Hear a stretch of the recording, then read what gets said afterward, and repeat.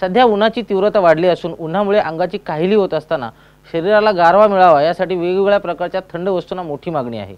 कलिंगड आणि उसाच्या रसाला यामध्ये सर्वाधिक पसंती असल्याचे पाहायला मिळते। बाजारात कलिंगड विक्रीसाठी दाखल झाले असून उसाच्या गुऱ्हाळावरही गर्दी पाहायला मिळते। मार्च महिना सुरू झाल्याने उन्हाची तीव्रता वाढली आहे। दुपारच्या वेळेस अनेक जण उन्हामुळे घराबाहेर पडणेही टाळत आहेत।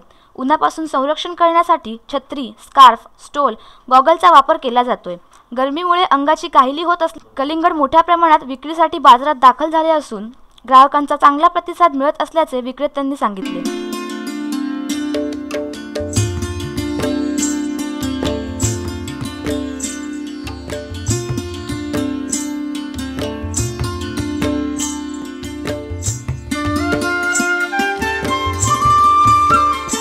कलिंगडचं उन्हाळ्यामध्ये तर जास्ती करून थंडी वस्तू आहे कलिंगड, ती तर चांगलीच खपते।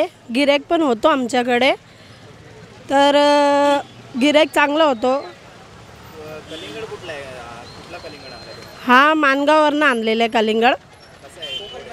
गोड आहे, लाल निघतो, प्लस कलिंगडची जात गावठी आहे। कलिंगडची किंमत काय तुमच्याकडे? कसं आम्ही 20 रुपये, 30 रुपये, 40 रुपये, 50 रुपये असं विकतो, म्हणजे गरीब पण खावा। उन्हाच्या झळा बसत असल्याने ग्राहक शरीराला गारवा मिळावा यासाठी कलिंगड घेत आहेत। 10 रुपयांपासून 50 रुपयांपर्यंत सर्वसामान्यांना परवडेल अशा दराने कलिंगड विक्रीसाठी बाजारात उपलब्ध आहेत। माणगाव येथून खोपोलीच्या बाजारपेठेत कलिंगड विक्रीसाठी आले आहेत। गोलट्या जातीचे हे कलिंगड पाण्यावर तयार होते। लाल रंगाच्या या गोड कलिंगडाला सध्या मोठी मागणी आहे।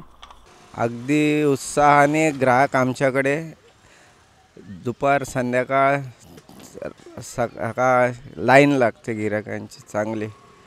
उन्हाळ्यामुळे उन्हाच्या तडक्यामुळे ना चांगला प्रतिसाद आहे।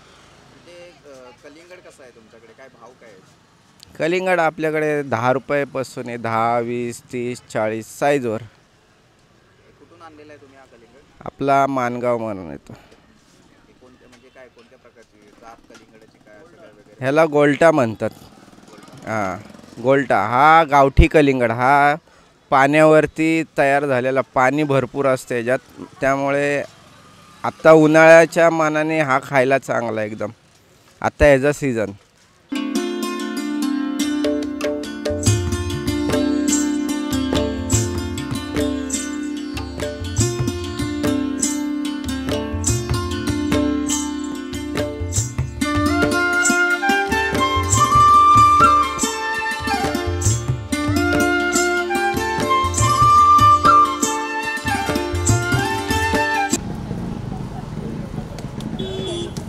कलिंगडाबरोबरच उसाच्या रसालाही मागणी आहे।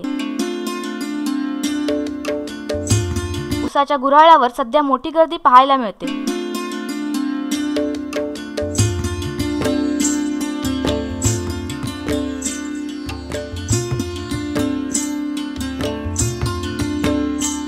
गरमी वाढल्याने ग्राहकांचा प्रतिसाद चांगला मिळत असून उसाचा रस शरीरासाठी उपयुक्त आहे। कावीळ झाल्यानंतरही उसाचा रस प्यायला जातो। पुढील 2 महिने ग्राहकांचा असाच प्रतिसाद मिळेल असे रस विक्रेता गणेश पांडोळे यांनी सांगितले। खूप चांगल्या प्रकारे प्रतिसाद भेटतो ग्राहकांचा।